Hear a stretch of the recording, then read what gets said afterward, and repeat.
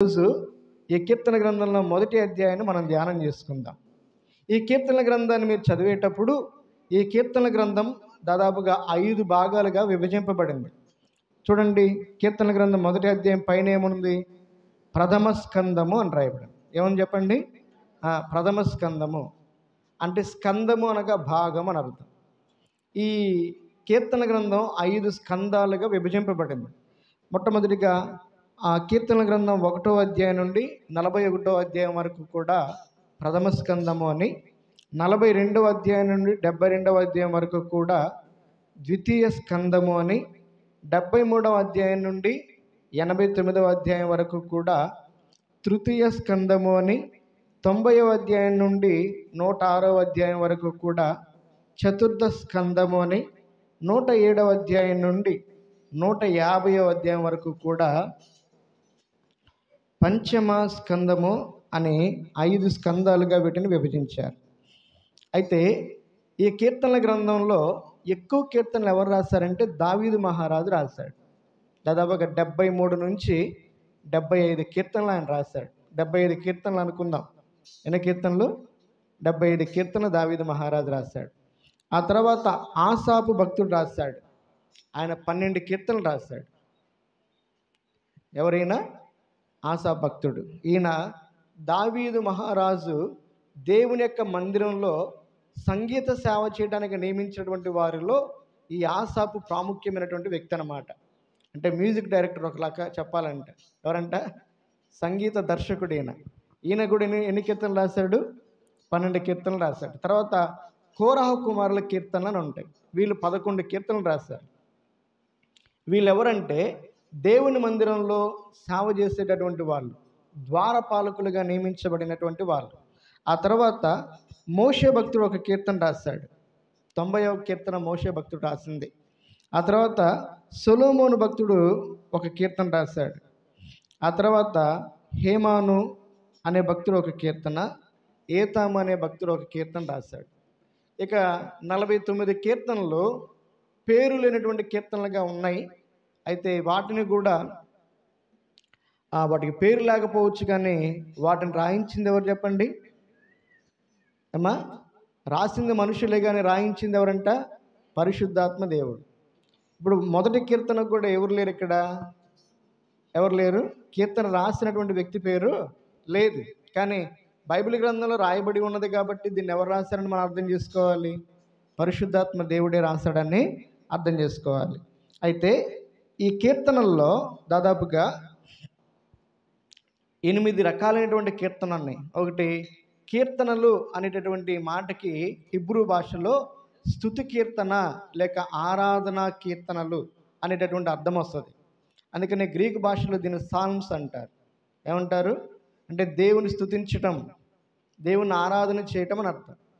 యూదులు యెరూషలేము దేవాలయంలో కూడుకున్నప్పుడు, అలాగే సమాజ మందిరంలో కూడుకున్నప్పుడు తప్పకుండా ఈ కీర్తనలు వాళ్ళు పాడుకునేవాళ్ళు. సమయాన్ని బట్టి, సందర్భాన్ని బట్టి, పరిస్థితులను బట్టి వారి కీర్తనలు పాడుకునేవాళ్ళు. ఈ కీర్తనలో భక్తి కీర్తనలు ఉన్నాయి, ఈ కీర్తనలో కృతజ్ఞతా కీర్తనలు ఉన్నాయి, ఈ కీర్తనలో స్తుతి కీర్తనలు ఉన్నాయి, ఈ కీర్తనలో యాత్రా కీర్తనలు ఉన్నాయి, ఈ కీర్తనలో అభయ కీర్తనలు ఉన్నాయి, ఈ కీర్తనలో ప్రవచనానుసారమైన కీర్తనలు కూడా ఉన్నాయి. అంటే మెస్సయ కీర్తనలు అంటారు. ఏమంటారు చెప్పండి? మెస్సయ కీర్తనలు. అయితే ఈ కీర్తనలు రాసినటువంటి ఉద్దేశం ఏంటి అంటే దేవుణ్ణి స్తుతించటం, దేవుణ్ణి ఆరాధన చేయటం. ఈ కీర్తన గ్రంథాన్ని మనం చదివేటప్పుడు చాలా కీర్తనల్లో దైవ సేవకుల యొక్క ప్రార్థన ఎక్కువగా ఉంటుంది. ఏముంటుంది చెప్పండి? వారి యొక్క అనుభవాలతో కూడినటువంటి, వారు ఉన్నటువంటి పరిస్థితులలో దేవుని మొరపెడుతూ చేసినటువంటి కీర్తనలు కూడా ఉన్నాయి. కాబట్టి కీర్తనలు కేవలం పాటలు మాత్రమే కాదు, వారి విజ్ఞాపనలు, వారి యొక్క ప్రార్థనలు కూడా కీర్తనల్లో దాగున్నాయి.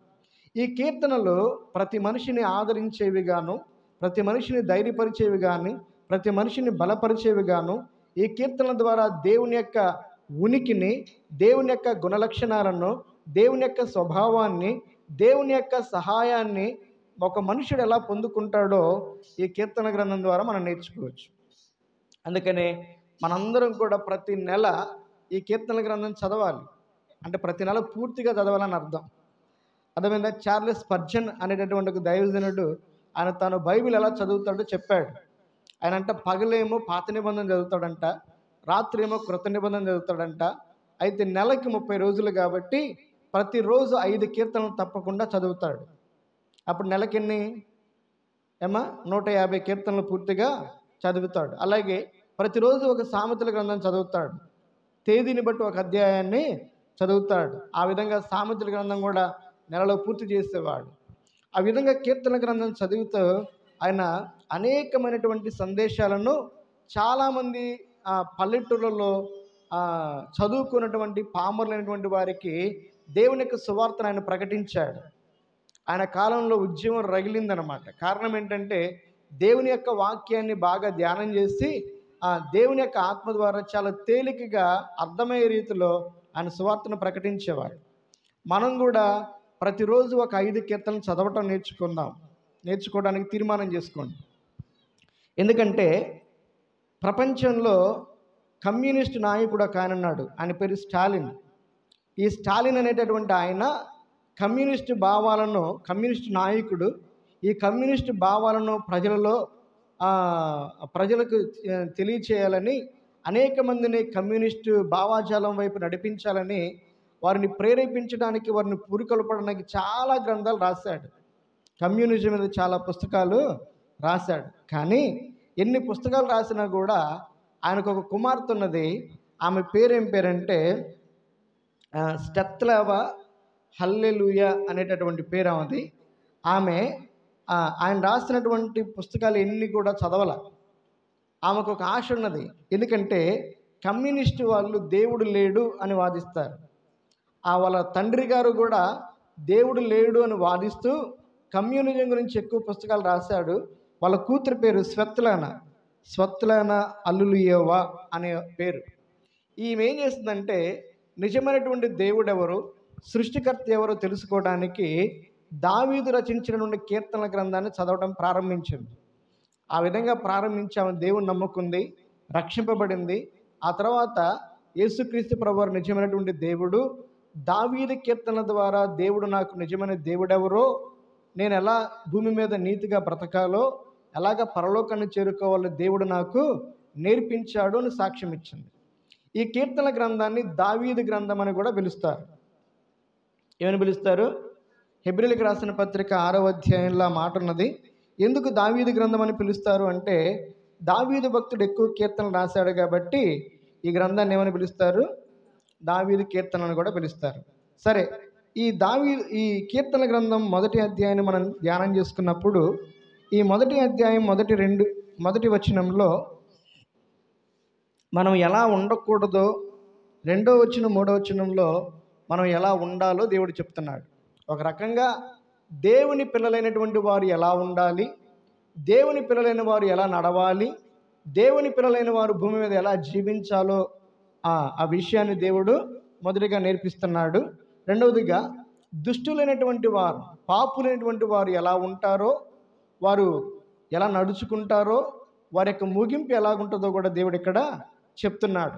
అంతేకాకుండా దేవుని పిల్లలైనటువంటి వారు భూమి మీద ఎలా ఉండకూడదో, ఎలా ఉండాలో కూడా దేవుడు చెప్తున్నాడు.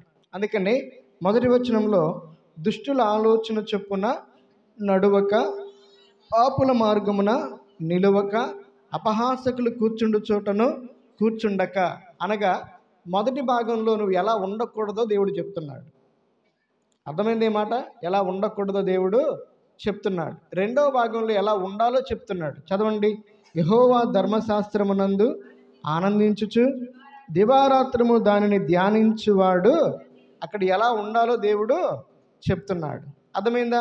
ఈ రోజుల్లో దేవుడు ఎలా చెప్తున్నాడు అలా ఉంటున్నాము మనం అలా ఉంటున్నామా? అక్కడ మొదటి మాట ఏమన్నాడు? దుష్టుల ఆలోచన చొప్పున నడుస్తున్నాం, పాపుల మార్గమున నిలువక నిలుస్తున్నాం. మూడవదిగా అపహాసకులు కూర్చుండు చోటున వద్దన్నా కూడా అక్కడే కూర్చుంటున్నాం. ధర్మశాస్త్రం చదవమంటే చదువుతున్నామా? అంటే బైబిల్ చదవమంటే చదువుతున్నామా? ఎలా చదవాలంటున్నాడు దేవుడు? దివారాత్రులు చదవాలంట. తర్వాత ఎలా చదవాలంట? ఆనందంగా చదవాలంట, సంతోషంగా ఈ రోజులు చదవటమే కష్టమైంది. ఎలా ఉండకూడదో దేవుడు చెప్తే అలానే ఉంటున్నాం మనం. నా మాట అర్థమవుతుందా మీకు? దేవుని పిల్లలైనటువంటి వారు ఆయన పిల్లలు ఎలాగుండాలని దేవుడు కోరుకుంటున్నాడు అక్కడ చెప్తున్నాడు. ఎలా ఉండకూడదో అని దేవుడు చెప్తుంటే మనం అలాగనే ఉంటున్నాం. ఎలా ఉండమని దేవుడు చెప్తున్నాడు అలాగ ఉండడానికి మనం ఇష్టపడటం లేదు. కాబట్టి ఈరోజు ఒక తీర్మానంతో మనం దేవుని యొక్క బలలో పాలుపొమ్ములు పొందాలి. ఇక ఈ అధ్యాయంలో పాపుల మార్గమును గురించి రాయబడింది, అలాగే నీతిమంతుల మార్గమును గురించి రాయబడింది. రెండవదిగా పాపుల క్రియల గురించి రాయబడ్డాయి, రెండవదిగా నీతిమంతుల క్రియల గురించి రాయబడ్డాయి. మూడవదిగా పాపుల సభ లేక సహవాసం గురించి రాయబడింది, అలాగే నీతిమంతుల సభ లేక నీతిమంతుల సహవాసం గురించి రాయబడింది. చివరిగా పాపుల యొక్క ముగింపు గురించి రాయబడింది, అలాగే నీతిమంతుల యొక్క ముగింపు గురించి కూడా రాయబడింది. ఇప్పుడు నేను ప్రశ్న అడుగుతాను, మరలా మీరు అధ్యాయం చదవకుండా ఇప్పుడు నేను అడిగిన ప్రశ్నకి సమాధానం చెప్పండి. దుష్టులు అనే మాట ఎన్నిసార్లు ఉంది అక్కడ?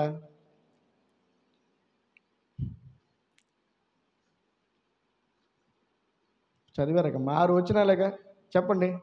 దుష్టుడు లేక దుష్టులు అనే మాట ఎన్నిసార్లు ఉంది అక్కడ? 3 సార్లా? 2 సార్లా? మళ్ళీ చెప్పండి, చూసాను చెప్పండి. ఎన్నిసార్లు అమ్మా? 3 సార్లా? 4 సార్లు ఉంది. ఎన్నిసార్లు ఉంది? దుష్టులు అనే మాట ఎన్నిసార్లు ఉంది? 4 సార్లు ఉంది. అర్థమైందా? సరే, ఇప్పుడు దుష్టుల ఆలోచన చొప్పున నడువక అని దేవుడు అంటున్నాడు కదా. ఎందుకు దుష్టులు అంటే ఎవరు? వాళ్ళు ఎలాగుంటారు?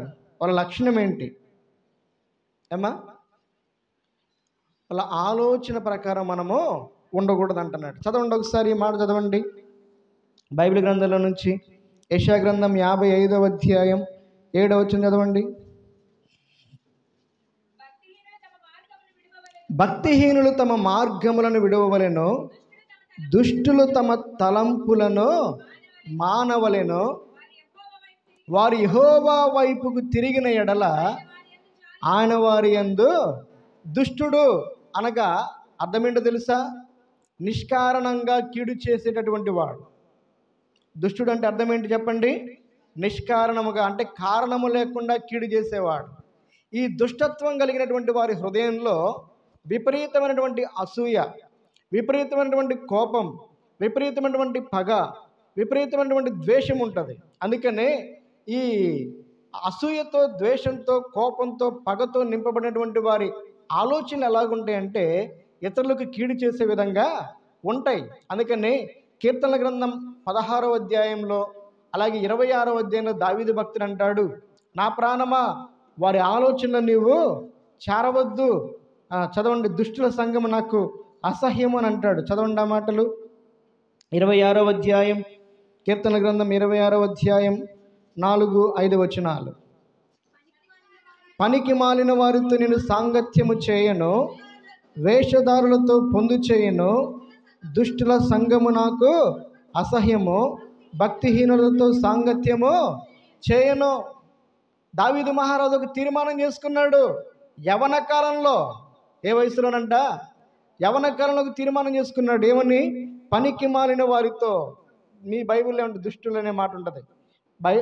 దుష్టులన్నా, పనికి మాలిన వారన్నా, భక్తిహీనులన్నా ఒకే మాట వ్రాయబడింది. అంటే పనికి మాలిన వారితో నేను సాంగత్యము చేయను, వేషధారులతో పొందు చేయను, దుష్టుల సంఘము నాకు ఒక తీర్మానం చేసుకున్నాడు. అలాగే యెషయా గ్రంథంలో దుష్టులు తమ తలంపులు మానవలెను అని అంటే దేవుడు చెప్తున్నాడు. అంటే అర్థం ఏంటంటే దుష్టుల యొక్క ఆలోచనలు చాలా చెడిపోయినటువంటి ఆలోచనలు, అవి ఇతరులకు కీడు చేసేటటువంటి ఆలోచనలు. అందుకని వారి హృదయం ఎప్పుడు కూడా దురాలోచనలు కలిగి ఉంటుందని దేవుడు సెలవిస్తూ ఉన్నాడు. కాబట్టి ఆలోచనలు కలిగి ఉండడం తప్పు కాదు, కానీ నీ ఆలోచనలు మంచివా కావా అనేదే నీ యొక్క స్వభావాన్ని తెలియజేస్తూ ఉంటుంది. అమ్మా, ప్రతి మనిషికి దేవుడు ఆలోచన శక్తినిచ్చాడు. అయితే నీ హృదయంలో నుంచి మంచి ఆలోచనలు రావాలి, ఇతరులకు మేలు చేసే ఆలోచనలు రావాలి, కీడు చేసే ఆలోచనలు రాకూడదు. ఒక ఉదాహరణ చెప్తాను వినండి. కయ్యను యోహాను మొదటి పత్రిక 4వ అధ్యాయంలో రాయబడిన మాట ఏంటంటే, 3వ అధ్యాయం 12వ వచనంలో రాయబడిన మాట ఏంటంటే, మనము కయ్యను వంటి వారమై ఉండకూడదు అని రాయబడింది. ఎందుకంటే కయ్యను దుష్టుడు. కయ్యను ఎవరంట? దుష్టుడు. ఎందుకు? నిష్కారణంగా తన తమ్ముడైనటువంటి హేబేలును చంపేశాడు. తన తమ్ముని ఎవరైనా చంపుకుంటారా? తమ్ముడు అంటే ప్రేమ లేదా? ఇద్దరిది ప్రవహించేది ఒకే రక్తం కాదా? తన రక్త సంబంధే కదా. ఏమి కీడు చేశాడని హేబేలును చంపేశాడు? ఏమా, కయ్యను ఎందుకు చంపాడు హేబేలుని అంటే కేవలం హేబేలు మీద ఉన్నటువంటి అసూయ, హేబేలు మీద ఉన్నటువంటి కోపం, పగ. దేవుని మీద ఉన్నటువంటి కోపాన్ని ఎవరి మీదకి? హేబేలు మీదకి చూపించాడు. అర్థమైందా? కాబట్టి మనము కయ్యను వంటి వారమై ఉండకూడదంటే, కయ్యను తన తమ్ముడైనటువంటి హేబేలుని ప్రేమించడానికి బదులుగా అతన్ని ద్వేషించాడు, నిష్కారణంగా అతనికి కీడు చేసి చంపేశాడు. అందుకని దేవుడు అంటున్నాడు, మనము దుష్టుల ఆలోచనను కలిగి ఉండకూడదు. అలాంటి ఆలోచన నీకుంటే నీలో ప్రేమించే మనసు ఉండదు, ప్రేమించే హృదయం ఉండదు. ఇతరులు ఎప్పుడు ద్వేషిస్తూ ఉంటావు, ఇతరులను ఎప్పుడు విమర్శిస్తూ ఉంటావు, ఇతరుల పట్ల కోపం ఉంటుంది, ఇతరుల పట్ల అసూయ ఉంటుంది, ఇతరుల పట్ల పగ ఉంటుంది. ఆ మనసు సాతాను మనసు, ఆ హృదయం సాతాను హృదయం. అలాంటి హృదయాన్ని మనం తీసేసుకోవాలి. బైబిల్ గ్రంథంలో ఇంకొక మాట ఏంటంటే, హామాను అనే వ్యక్తి దుష్టుడు అని చెప్పబడ్డాడు. ఎందుకు? నిష్కారణంగా మొర్దెకైను చంపాలనుకున్నాడు. మొర్దెకైను మాత్రమే కాదు, యూదా జాతిని అంతటిని కూడా చంపేద్దామనుకున్నాడు. అర్థమైందా? హామాను ఎందుకు దుష్టుడు అంటే, కారణము లేకుండా రాజుగారి యొక్క ప్రాణాన్ని కాపాడినటువంటి మొర్దెకై యొక్క జాతిని సైతం నాశనం చేయాలనుకున్నాడు. అందుకని దేవుడు హామాను ఏదైతే కీడు చేయాలని తలపోసాడో ఆ కీడును తన నెత్తి మీదకే రప్పించాడు. బైబిల్ గ్రంథంలో దుష్టుల ఆలోచన చొప్పున నడువక అనగా అర్థమేంటో తెలుసా? ఈ దుష్టుల యొక్క ఆలోచనలు, తలంపులు మంచివి కాదు, అవి దురాలోచనలు. ఏం చెప్పండి? దురాలోచనలు. చాలా జాగ్రత్తగా మనం ఒక మాట, బైబిల్ గ్రంథంలో దురాలోచన అనే మాట ఎక్కడున్నా కూడా అది దుష్టుని యొక్క ఆలోచనే. యోసేపు అన్నల మీద ప్రేమతో వారు దూర ప్రాంతంలో గొర్రెలను కాస్తున్నారని చెప్పి వాళ్ళకి భోజనం తీసుకొస్తా ఉన్నాడు. భోజనం తీసుకొస్తా ఉంటే వారు దూరం నుండి యోసేపును చూశారంట. చూసి వారు హృదయంలో దురాలోచన చేశారని రాయబడింది. ఏమని దురాలోచన చేశారు? ఈ కలలు కనేవాడు మన దగ్గరకు వస్తా ఉన్నాడు, వీడిని చంపి వీడి కలలు ఏమవుతాయో చూద్దాం అని అనుకున్నారు. అమ్మ, యోసేపు ఎవరు చెప్పండి? తన తమ్ముడేగా, రక్త సంబంధేగా. అంటే దురాలోచన, దుష్టపూర్వకమైనటువంటి ఆలోచన ప్రేమను, బంధాలను కూడా ఏం చేస్తుందంట? జ్ఞాపకం చేసుకోదు. యోసేపును చంపేంతటి తప్పు యోసేపు అని చేశాడా? తనకొచ్చిన కళలు అన్నలతో పంచుకున్నాడు. దేవుడు తనకు అనుగ్రహించిన కళలను ఎవరితో పంచుకున్నాడంట? అన్నలతో. ఆ కళలను బట్టి యోసేపు మీద కోపాన్ని, పగను వాళ్ళు పెంచుకుని నిష్కారణంగా యోసేపు కీడు చేయాలనుకున్నారు. కాబట్టి దుష్టుల యొక్క ఆలోచన నిష్కారణంగా ఇతరులకు కీడు చేస్తుంది. అందుకని బైబిల్ గ్రంథంలో మొట్టమొదటి మాట ఏంటంటే, దుష్టుల ఆలోచన చొప్పున నీవు నడువక. రెండవదిగా, పాపుల మార్గమున నిలువక అని అన్నాడు. ఏ మార్గం అంటే ఇది? పాపుల మార్గము నిత్య నాశనమునకే దారితీస్తుంది. దేవుని మార్గం ఒకటి ఉంది, పాపుల మార్గం ఒకటి ఉంది. నీతిమంతుల మార్గం ఉంది, దుష్టుల మార్గము కూడా ఉన్నది. ఇంతకు నువ్వు ఏ మార్గంలో ఉన్నావు? బైబిల్ గ్రంథంలో యేసుక్రీస్తు ప్రభువారు నమ్ముకోకముందు మనము కూడా ఏ మార్గంలో ఉన్నామంటే పాపపు మార్గంలోనే ఉన్నాం, నశించిపోయే మార్గంలోనే ఉన్నాం. కానీ యేసుక్రీస్తు ప్రభువారు నమ్ముకున్న తర్వాత యేసయ్య అన్నాడు, నేనే మార్గమును, నేనే సత్యమును, నేనే జీవమును అని అన్నాడు. మనం యేసుక్రీస్తు ప్రభువారు నడిచినటువంటి అడుగుజాడల్లో మనం నడుచుకోవటమే ఆయన మార్గంలో మనం నడవటం అంటే. ఒకసారి చదవండి, సామెతల గ్రంథం 1వ అధ్యాయం 6వ వచనం చదవండి. యవనస్తులు చదవండి.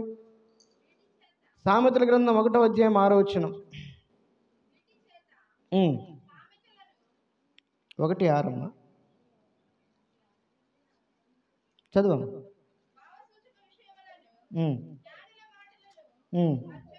10వ వచనం చదవమ్మా.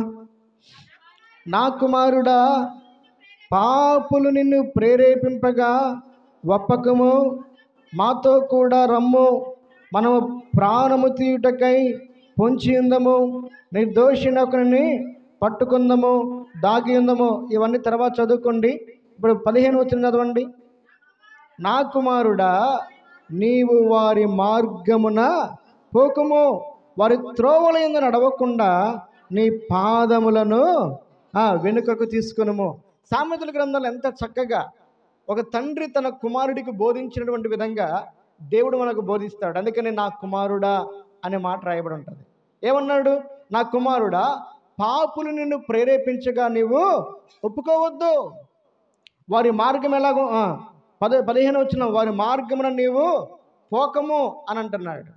పాపులు పాపం చేయడానికి ప్రేరేపిస్తారు, పాపులు ఇతరులకి కీడు చేయడానికి ప్రేరేపిస్తారు, పాపులు ఇతరులను నాశనం చేయడానికి ప్రేరేపిస్తారు. అలాంటి మార్గంలో నీవు ఉంటున్నావా? అలాంటి మార్గంలో నువ్వు నడుస్తూ ఉన్నావా? దాని అంత్యం నిత్య నాశనం, నిత్య నరకమైన బైబిల్ గ్రంథంలో రాయబడింది. కాబట్టి వారి త్రోవలందు నడుచుకొనకుండా నీ పాదములను వెనుకకు పొరపాటున వెళ్తున్నావేమో, మరలా వెనక్కిరా అంటున్నాడు దేవుడు. మూడవ మాట ఏంటంటే అపహాసకులు కూర్చుండే చోటను. ఈ 2 మాటలు మనకి బాగా పరిచయమైన మాటలే. దుష్టులు అనే మాట, రెండవదిగా పాపులు అనే మాట మనకు అలవాటైన మాటలే. అపహాసకులు అనేటటువంటి వాళ్ళు ఎలాగుంటారు? అపహాసకుల యొక్క అపహాసకులు అంటే ఎలాగుంటారు? వాళ్ళ స్వభావం ఎలాగుంటుంది? వాళ్ళ లక్షణాలు ఎలాగుంటాయి? అపహాస్యం చేయటం కూడా అది పాపమేనా? చెప్పండి. అపహాస్యం చేయటం అంటే ఎగతాళి చేయటం. అపహాస్యం అంటే ఏంటి చెప్పండి? ఎగతాళి చేయటం పాపమా? అది పెద్ద పాపమా? లేక పరిహాసం చేయటం మనకి బాగా అలవాటు ఉన్నటువంటి ఒక లక్షణం. అది ఇతరులను చూసా ఎగతాళి చేయటం అనేది, అపహాస్యం చేయటం అనేది, పరిహాసం చేయటం అనేది అది మనకి బాగా ఉన్నటువంటి అలవాటు. ఇతరులను ఎగతాళి చేస్తాం, మనం నవ్వుకుంటాం, సంతోషపడతాం, ఆనందపడతాం. ఈ లక్షణం మంచి లక్షణమా కాదా? ఇంతకీ అపహాసకుడు అంటే ఎవరు? చదవండి మాట. సామెతల గ్రంథం 21వ అధ్యాయం 24 వచ్చిన చదవండి. అహంకారి అయిన గర్విష్ఠునికి అపహాసకుడని ఎవరంట? చెప్పండి. అహంకారి అయినటువంటి గర్విష్ఠునికి అపహాసకుడని పేరు. నువ్వు అపహాసం చేస్తున్నావు అంటే, ఇతరులను ఎగతాళి చేస్తున్నావు అంటే, ఇతరులను పరిహాసిస్తున్నావు అంటే అర్థమేంటో తెలుసా? నీవు దేవుని దృష్టిలో అమితమైన గర్విష్ఠివి, అమితమైనటువంటి అహంకారివి అని అర్థం. అర్థమైందా? అపహాస్యం చేయటం అనేది అది మనకి చాలా ఆనందాన్ని ఇవ్వచ్చు, కానీ అది ఇతరులకు చాలా కీడు చేస్తుంది. అపహాస్యం చేయటం అనేది నీకు పెద్ద తేలికైనటువంటి ఒక లక్షణంగా అనిపించవచ్చు, కానీ అది దేవుని దృష్టిలో చాలా ఘోరమైనటువంటి పాపం.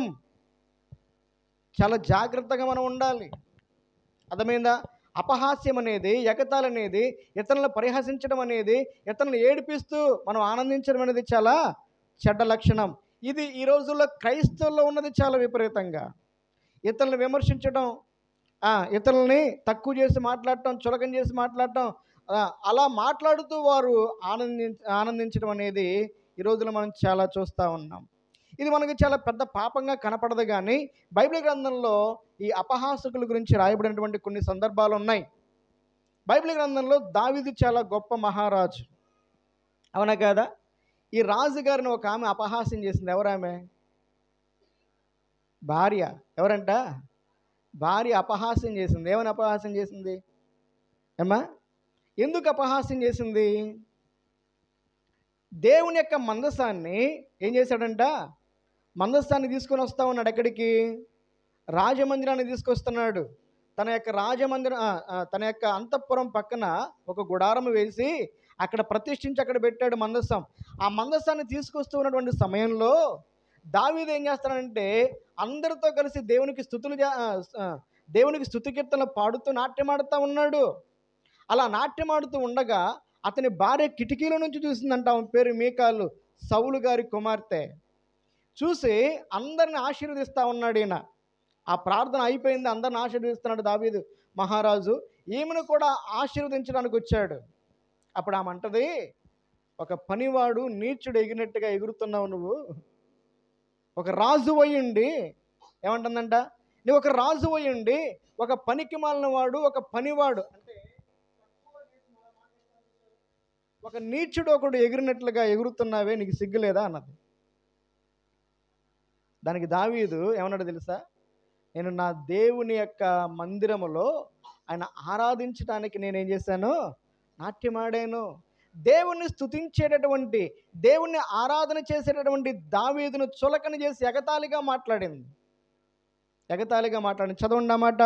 సమూయేలు 2వ గ్రంథం 6వ అధ్యాయం 20వ వచనం. తన ఇంటి వారిని దీవించుటకు దావీదు తిరిగి రాగా సౌలు కుమార్తెగా మీకాలు దావీదు ఎదుర్కొన బయలుదేరి వచ్చి హీన స్థితి గల పనికత్తెలు చూచుచుండగా, చూడండి పనికత్తెలు అంటే ఆమెకి ఎంత చిన్న చూపు. హీన స్థితి గల పనికత్తెలు చూచుచుండగా వ్యర్థుడకుడు తన బట్టలు విప్పివేసినట్లుగా ఇశ్రాయేలుకు రాజు అయిన నీవు నేడు బట్టలను తీసివేసి ఎంత ఘనముగా కనపడితివని అపహాస్యము చేసినందున దావీదు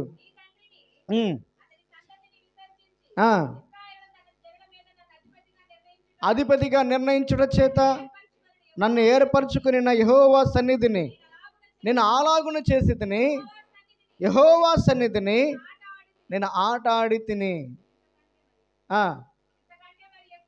ఇంతకంటే మరి ఎక్కువగా నేను తృణీకరింపబడి నా దృష్టికి నేను అల్పుడనై నీవు చెప్పిన పనికత్తుల దృష్టికి నేను.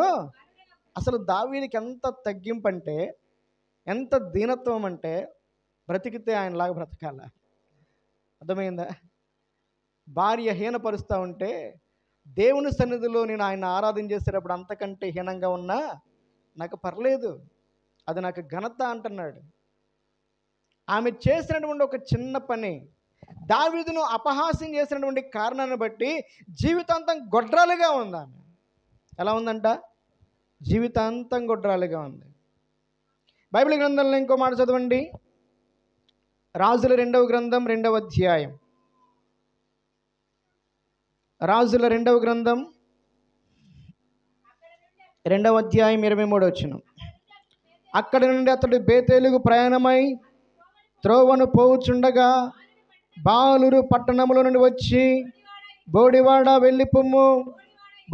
వెళ్ళిపొమ్మని అతనిని అపహాస్యము చేయగా అతడు వెనుకకు తిరిగి వారిని చూచి యెహోవా నామమును బట్టి వారిని శపించెను.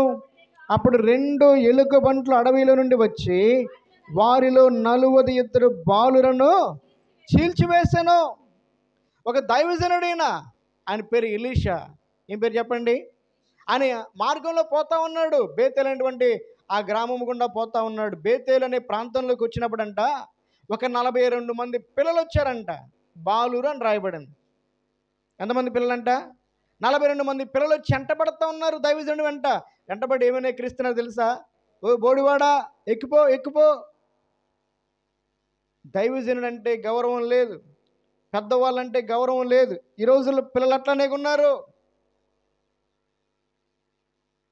చిన్నప్పటి నుంచే క్రమశిక్షణ నేర్పించాలి, పెద్దలంటే గౌరవం నేర్పించాలి, మర్యాద నేర్పించాలి.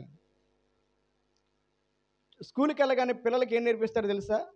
టీచర్ని ఎలా గౌరవించాలో నేర్పిస్తారు, క్రమశిక్షణకి ఎలాగుండాలో నేర్పిస్తారు. మనం ఇంట్లో కూడా అలాంటివి నేర్పించాలి.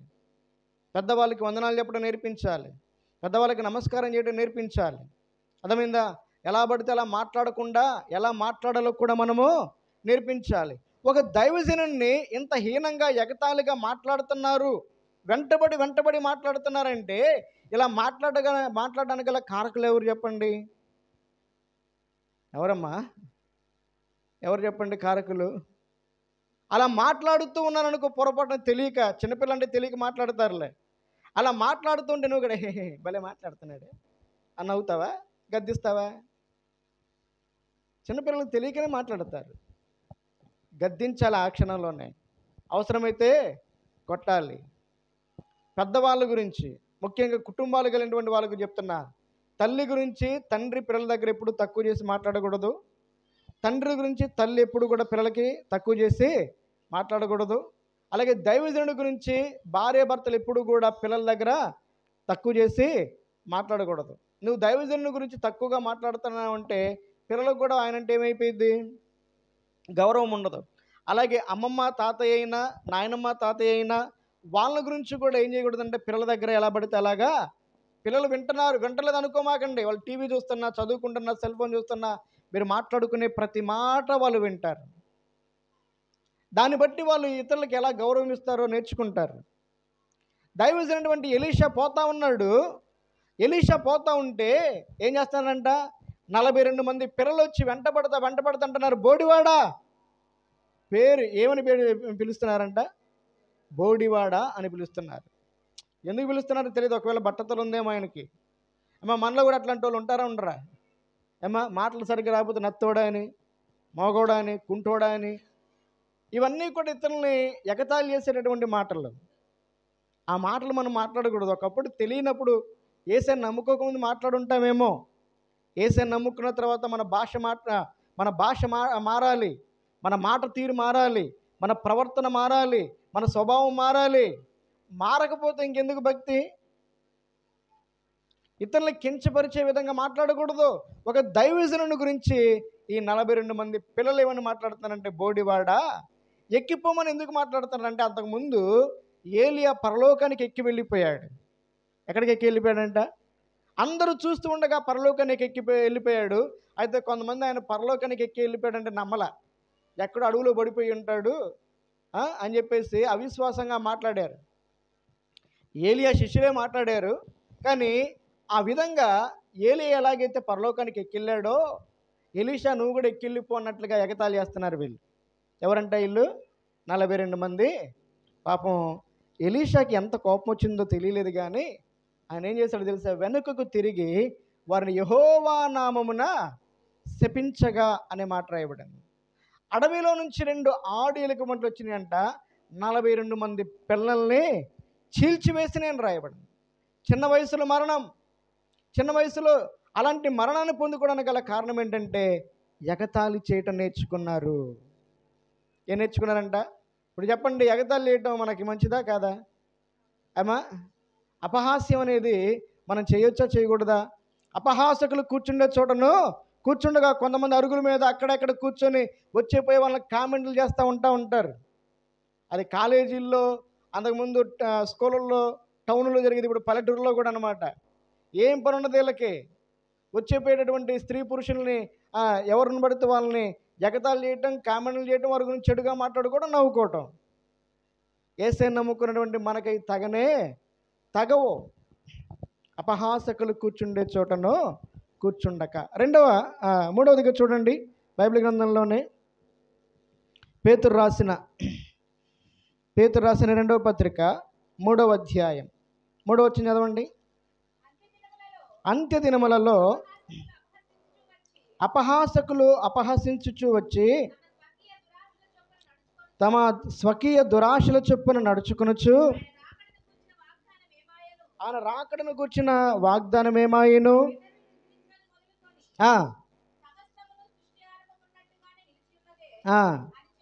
అని చెప్పుదురని మొదట మీరు.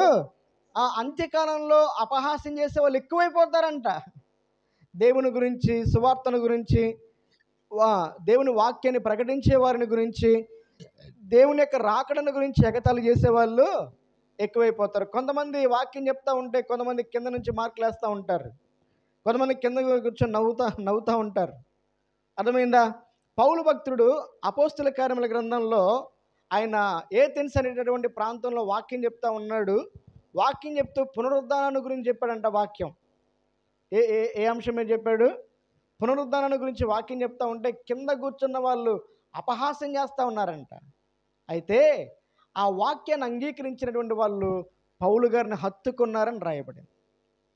అపహాస్యం చేసిన వెళ్ళిపోయారు, కానీ అంగీకరించిన వాళ్ళు ఏం చేశారంట? హత్తుకున్న. దైవజనుడు వాక్యం చెప్తా ఉంటే కామెంట్లు చేయటం, ఎగతాళి చేయటం, నవ్వుకోవటం అనేది చేయకూడదు. అలాగే దేవుని యొక్క 2వ రాకడ గురించి వాక్యం చెప్తా ఉంటే అపహాస్యం చేసే వాళ్ళు వస్తారంట. వచ్చి ఏమైపోయింది మీ యొక్క యేసయ్య రాకడ అని చెప్పి యేసయ్య రాకడ గురించి అపహాస్యం చేసే వాళ్ళు ఉంటారు. బైబిల్ గ్రంథంలో నోవహు అనేటటువంటి ఒక దైవజనుడు లేక ఒక భక్తుడు, ఆయన ఒక ఓడను నిర్మాణం చేసి జలప్రలయం రాబోతుంది, దేవుని యొక్క తీర్పు మీ మీదకి రాబోతుందని చెప్పి 120 సంవత్సరాలు సువార్తను వాళ్ళకి ప్రకటిస్తే వాళ్ళు ఎంతమంది వచ్చారు ఓడలోనికి? ఆయన కుటుంబ సభ్యులు తప్ప ఇంకెవడో కూడా రాలా. ఏమైపోయారు వాళ్ళందరూ? వాళ్ళు కూడా ఎగతాళి చేశారా? ఎగతాళి చేయలేదా? వాళ్ళు కూడా ఎగతాళి చేశారు. ఎగతాళి చేసినటువంటి వాడు, అపహాస్యం చేసినటువంటి వాడు, పరిహాసం చేసినటువంటి వాడు మేలు పొందుకున్నట్లుగా, ఆశీర్వాదం పొందుకున్నట్టుగా బైబిల్ గ్రంథంలో లేనే లేదు. కాబట్టి మనం జాగ్రత్తగా నేర్చుకోవాల్సింది ఏంటంటే, అపహాసకులు కూర్చుండు చోటను మనం అపహాసకుల వలె ఉండకూడదు, మనం పరిహాసం చేసే వాళ్ళ వలె ఉండకూడదు, మనం ఎగతాళి చేసే వాళ్ళ వలె ఉండకూడదు. ఎందుకు ఎగతాళి చేస్తాం మనం? ఏమా, దేవుడు మనకి ఏదైనా ఒకటి ఇచ్చాడనుకో, దాన్ని బట్టి గర్వించడం మనకు అలవాటు అన్నమాట. దేవుడు నీకు అన్నం ఇచ్చాడనుకో, నీ అన్నం ఎవరి వల్ల వచ్చింది? నీకు దేవుడి వల్ల వచ్చింది. దేవుని స్తుతించు. నీకున్న దాన్ని బట్టి నువ్వు గర్విస్తూ అందంగా లేనటువంటి వారిని చూసి నువ్వేం చేస్తూ ఉంటావు? ఎగతాళి చేస్తూ ఉంటావు. దేవుడు నీకు మంచి బలం ఇచ్చాడనుకో, బలం లేని వారిని చూసి నువ్వేం చేస్తూ ఉంటావు? ఎగతాళి చేస్తూ ఉంటావు. బలం ఇచ్చింది ఎవరు నీకు? అసలు దేవుడే కదా. మూడవదిగా, దేవుడు నీకు ఆరోగ్యం ఇచ్చాడనుకో, అనారోగ్యం కలిగిన వారిని చూసి నువ్వు ఎగతాళి చేస్తూ ఉంటావు. ఆరోగ్యం ఇచ్చింది ఎవరు నీకు? నువ్వేమైనా పొందుకున్నావా? సంపాదించుకున్నావా? కాబట్టి ఈ రోజుల్లో ధనాన్ని బట్టి పేదవారిని అపహాస్యం చేసేవాళ్ళు, అందాన్ని బట్టి అందం లేని వారిని, తర్వాత ఆరోగ్యాన్ని బట్టి ఆరోగ్యం లేని వారిని, బలమును బట్టి బలము లేని వారిని ఎగతాళి చేసే వాళ్ళు ఎక్కువ మంది ఉన్నారు. అలాగే నీకు సర్వాంగ పుష్టిని దేవుడు, అంటే అన్ని అంగాలు నీకు బాగున్నాయి అనుకో, ఏదైనా ఒక లోపం ఉంటే ఇక వాళ్ళు మనం ఎగతాళి చేస్తూ ఉంటాం. ఇవన్నీ కూడా మనం చేయకూడదని వాక్యంలో రాయబడింది. యోబు భక్తుడు 3 సార్లు ఈ మాట అన్నాడు, నన్ను ఎగతాళి చేస్తున్నారు వీళ్ళు, నన్ను ఎగతాళి చేస్తారు. ఎవరంట వాళ్ళు? స్నేహితులు. ఎవరు చెప్పండి? వాళ్ళు దేవుని ఎరగని వాళ్ళు కాదు, దేవుని ఎరిగిన వాళ్ళే. చదవండి ఆ మాటలు. యోబు గ్రంథం 16వ అధ్యాయం 20వ వచనం. నా స్నేహితులు నన్ను ఎగతాళి చేసే సమయం అది, ఎగతాళి చేసే సందర్భం అది, ఎగతాళి చేసే పరిస్థితి అది. యోబు సమస్తాన్ని పోగొట్టుకున్నాడు కదా, యోబు అనారోగ్యం పాలైపోయాడు కదా, యోబు తన యొక్క అనారోగ్య పరిస్థితిని బట్టి బూడిదలో కూర్చున్నాడు కదా. అలాంటి సమయంలో ఆదరించాలా, ఎగతాళి చేయాలా? అసలు వాళ్ళు వచ్చింది ఎందుకంట? ఆదరించడానికే. కానీ ఆదరించకపోగా ఎగతాళి, అబ్బా యోబు ఎంత బాధపడి ఉంటాడు. ఆ ఎగతాళి చేసేటప్పుడు ఆ మాటలు ఆయన హృదయంలో ఎంత గాయపరుచుంటాయో. 17వ అధ్యాయం చదవండి. 17వ అధ్యాయం 2వ వచనం. ఎగతాళి చేయువారు నా యొద్ద చేరి ఉన్నారు. చాలు. 30వ అధ్యాయం 1వ వచనం.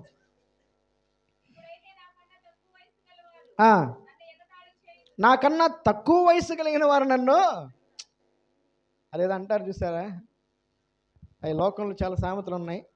యోబు ఒకప్పుడు ధనవంతుడు కాదా? యోబు ఒకప్పుడు అందరికీ మేలు చేసిన వాడు కాదా?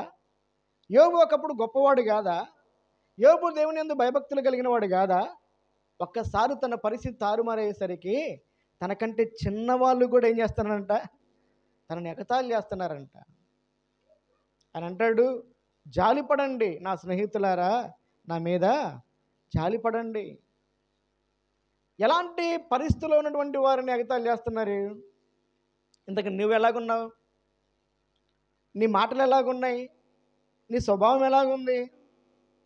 బలహీనతలో ఉన్న వారిని బలపరచండి, కృంగిపోయిన వారికి ఊతమేయండి అని వాక్యంలో దేవుడు సెలవిస్తూ ఉన్నాడు. నలిగిన వారిని బలపరచండి అని దేవుని యొక్క వాక్యంలో దేవుడు సెలవిస్తూ ఉన్నాడు. నువ్వు ఎలాగున్నావు? బైబిల్ గ్రంథంలో పిల్లలు లేనటువంటి వారిని పిల్లలకు కలిగినటువంటి వారు ఎగతాళి చేశారు కదా. అది ఎగతాళి చేయడం మంచిదా కాదా? పిల్లలు లేని గొడ్రాళ్ళు ఉన్నారు కదా, అలాంటి వారిని పిల్లలకు కలిగినటువంటి తల్లులు ఏం చేశారంట? ఎగతాళి. మంచి లక్షణమా కాదా? వాళ్ళ దాకేందుకు అత్తమామలు కూడా, మా ఇంట్లోనే ఉన్న దరిద్రం, అందరి ఇళ్ళలో బాగానే ఉన్నారు, మా ఇంట్లో ఇప్పుడు పోయిద్దు, మా ఇంట్లో ఇప్పుడు కలిగిద్దు అని చెప్పి పిల్లలు లేకపోవడం వాళ్ళు తప్ప? చెప్పండి అమ్మా. బైబిల్ గ్రంథంలో హన్న అనే ఒక స్త్రీ ఉంది కదా, ఆ స్త్రీకి శత్రువు ఎవరు చెప్పండి? ఎందుకంటే ఆమె శత్రువు ప్రతిరోజు ప్రాణాన్ని విసిగిస్తూ ఉందంట, ఎగతాళి చేస్తూ ఉంది. పిల్లలు లేని లోకంలో భాషలు ఉంటాయి కదా. సరే, బైబిల్ గ్రంథంలో చూడండి, ఒక చిన్న అబ్బాయి ఇంకో చిన్న అబ్బాయిని ఎగతాళి చేశాడు. ఆ ఒక్క మాట చదువుకొని ముగించుకుందాం. ఆదికాండం 21వ అధ్యాయం. ఆదికాండం 21వ అధ్యాయం 8, 9 వచనాలు చదవండి. ఆ పిల్లవాడు పెరిగి పాలు విడిచెను. ఇస్సాకు పాలు విడిచిన దినమందు అబ్రహాము గొప్ప విందు చేసెను. అప్పుడు అబ్రహాముకు ఐగుప్తురాలైన హాగరు కనిన కుమారుడు పరిహసించుట శారా పరిహసిస్తున్నాడంట. ఇలాగా ఇస్సాకుని ఏడిపిస్తున్నాడంట. ఏం చేస్తున్నాడంట? ఇస్సాకును పరిహసించడం, ఏడిపించడం అనేది ఇక్కడ మనకి బాగానే ఉంది. నేను అనుకున్నాను, ఈ భాగం చదివేటప్పుడు చాలాసార్లు అనుకున్నాను, చిన్నపిల్లలు ఏం చేస్తూ ఉంటారు? ఆడుకుంటూ ఉంటారు. ఇప్పుడు ఇష్మాయేలు దాదాపుగా అప్పటికి 15 సంవత్సరాల వయసు ఉండొచ్చు. ఇష్మాయేలు ఇస్సాకుని ఏం చేస్తున్నాడంట? పరిహసిస్తున్నాడు లేక నవ్వుతున్నాడు అని రాయబడింది కదా. నవ్వుతుంటే శారమ్మకి ఎంత కోపం వచ్చింది? ఈ దాసిని దాని పిల్లోన్ని ఎల్లగొట్టాను అన్నది. అంత కోపం రావాలా శారమ్మకి? అసలు ఓర్పు లేదా శారమ్మ? కానీ పేతురు రాసిన పత్రికలో రాయబడిన మాట ఏంటో తెలుసా? శారా పరిశుద్ధురాలైన స్త్రీ అని రాయబడింది. ఎవరంట ఆమె? పరిశుద్ధురాలు. ఆమె దీనురాలు, ఓర్పువంతురాలు ఆమె. అలాంటి స్త్రీకి ఎందుకు కోపం వచ్చిందంటే ఇక్కడ మామూలు భాషలో రాయబడింది, నవ్వాడు, పరిహసించాడని. కానీ గలతీయులకు రాసిన పత్రిక చూడండి. గలతీయులకు రాసిన పత్రిక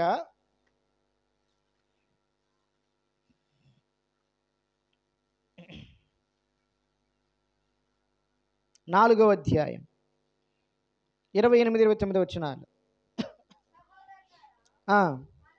మనమును ఇస్సాకు వలె వాగ్దానమును బట్టి పుట్టిన కుమారులమై ఉన్నాము. ఇప్పుడు శరీరమును బట్టి పుట్టినవాడు ఆత్మను బట్టి పుట్టిన వానిని ఏలాగు హింస పెట్టెనో. ఏం చేశాడంట? హింస పెట్టాడు ఇష్మాయేలు. అది ఇక్కడ రాయబడిన మాట. అమ్మా, నవ్వుకోవటం తప్పు కాదు. ఆరోగ్యకరమైనటువంటి నవ్వులు ఉన్నాయి. ఇతరులని నిందిస్తూ, ఇతరులని బాధపరుస్తూ, ఇతరులని గాయపరుస్తూ, ఇతరులను నొప్పిస్తూ మనం ఆనందపడతాం, మనం నవ్వుతూ ఉంటాం. చూసావా? దాన్ని రాక్షసానందం అంటారు. ఏమంటారు దాన్ని? అలా చేయకూడదు. ఇష్మాయేలు చేసింది అదే. ఇష్మాయేలు అంటే ఇస్సాకుని హింస పెట్టాడంట. ఏం చేశాడంట? అక్కడ అర్థం అది. అందుకే శారమ్మకు అంత కోపం వచ్చింది. అర్థమైంది? అందుకనే అన్నది దీని. ఇప్పుడు ఇంతకీ ఇష్మాయేలుకి ఆ బుద్ధి ఎక్కడి నుంచి వచ్చింది? ఇష్మాయేలుకి ఆ స్వభావం ఎక్కడి నుంచి వచ్చింది? లోకంలో సామెత ఉంది, అది బైబిల్లో కూడా ఉంది. అదేంది? గేదె చేలో మేస్తే దూడ గట్టున మేస్తుందని సామెత ఉంది కదా. ఇంతకీ ఇష్మాయేలుకి ఆ బుద్ధి స్వభావం ఎక్కడి నుంచి వచ్చినాయి? ఇప్పుడు చదవండి. ఆదికాండం 16వ అధ్యాయం. ఆదికాండం 16వ అధ్యాయం 4వ వచనం చదవండి. అది తాను గర్భవతినైతినని తెలుసుకున్నప్పుడు దాని యజమానురాలు దాని దృష్టికి నీచమైనదాయను. అంటే ఇప్పుడు హాగరు ఎలా చూస్తుంది శారమ్మని? ఎందుకంట? ఇప్పుడు నాకేమో పిల్లలు ఉన్నారు, ఏమకి అసలు హాగర్కి ఆ స్థానం ఇచ్చింది ఎవరు? ఏ స్త్రీ ఉన్నటువంటి స్థానాన్ని శారమ్మ హాగరుకు అమ్మా అంటే ఏ స్త్రీ అయినా తన భర్తకి ఇంకో పెళ్లి చేయాలనుకోదుగా, అనుకుంటుందా? తన స్థానాన్ని ఏ స్త్రీ కూడా ఎవరికి ఇవ్వదు కదా. కానీ శారమ్మ కేవలం తనకి పిల్లలు లేరని చెప్పి హాగరుకి ఆ స్థానం ఇచ్చింది. ఒకప్పుడు ఈ హాగర్ ఎవరు? ఎక్కడ? ఐగుప్తు దేశంలో ఉన్నటువంటి అనామకురాలు, తర్వాత తన ఇంట్లో పనిచేసే దాసురాలు. అలాంటి దాస్యత్వంలో ఉన్నటువంటి ఈ పనికిమాలినటువంటి స్త్రీకి ఏ స్థానం ఇచ్చిందో తెలుసా? తనతో పాటు సమానమైనటువంటి స్థానాన్ని ఇచ్చింది. తన భర్తకు భారీగా ఉండే స్థానం ఇచ్చింది. అలాంటి స్థానం ఇచ్చినప్పుడు ఎంత తగ్గింపు, ఎంత కృతజ్ఞతగా ఉండాలి హాగరు. కృతజ్ఞత లేకపోగా ఆ స్థానం ఇచ్చినటువంటి శారమ్మను ఏం చేస్తుందంట? నీచంగా చూస్తూ ఉంది. అదే ఎగతాళి చేయటం అంటే. ఇప్పుడు పోయి ఎవరితో తగాదపడుతుంది? ప్రతి ఇంట్లో గొడవలేగి శారమ్మలు ఎవరితో గొడవ పడుతుంది? అబ్రహాముతో గొడవ పడతా ఉంటే దేవుడు అన్నాడు, శారమ్మనితో ఎట్లా చెప్తే అట్లా చేయమంటే హాగర్ను పంపించేశారు. శ్రమ పెట్టిందంట. శ్రమలకు కారణం గర్వమే. వెళ్ళిపోయింది. ఇప్పుడు వెళ్ళిపోయింది ఎవరు? హాగర్ వెళ్ళిపోయింది. అరణ్యంలో అటు ఇటు తిరుగుతూ ఉంది. ఆ స్టోరీ చదివేటప్పుడు మనకి ఎట్లా అనిపించిందంటే, నిండు గర్భవతిని ఇన్ని హింసలు పెట్టింది శారమ్మ అని అనుకుంటాం. అసలు ఆ శ్రమలు రావడానికి గల కారణం ఏంటంటే నోరే. శ్రమలు రావడానికి కారణం ఏంటి? హాగరు నోరు, హాగరు ప్రవర్తనే. ఇప్పుడు దేవుడు కనపడ్డాడు. దేవుడు హాగరును దర్శించి, హాగరు ఎక్కడి నుంచి వస్తున్నావు, ఎక్కడికి వెళ్తున్నావు అని అడిగాడు. ఇప్పుడు హాగరు చెప్తా ఉంది, అయ్యా నేను నా యజమానురాల దగ్గర నుంచి నేను పారిపోతున్నానంటే, దేవుడు ఒక మాట అన్నాడు, మరలా అక్కడికి వెళ్ళి నీ యజమానురాలి చేతి క్రింద నీవు అణిగి ఉండు అని అన్నాడు. అంటే ఇంతకుముందు ఎట్లా ఉందంట ఏమా? అణిగి ఉండమంటే ఎగిరిందనమాట. అణిగి ఉండటం అనేది మనకి నేర్చుకోవాలి మనం. కాబట్టి ఈ మొదటి అధ్యాయం మొదటి భాగంలో మనం ఎలా ఉండకూడదో నేర్చుకున్నాం. ఒకటి, దుష్టుల ఆలోచన చొప్పున నడవక, పాపుల మార్గమున నిలవక. మూడవదిగా, అపహాసకులు కూర్చుండు చోటను కూర్చుండక. ఈ మూడిటిలో నువ్వు చేసే ఏమైనా ఉన్నాయా? అవి మానుకో. ఈరోజు మానుకోవడానికి తీర్మానం చేసుకో. వచ్చే వారం కానీ ఆ పై వచ్చే వారం కానీ దేవుని చిత్తమైతే ఎలా ఉండాలో నేర్చుకుందాం. దేవుడి మాటలు మన కొరకే దీవించునుగాక. మోకరించండి, ప్రార్థన చేసుకుందాం.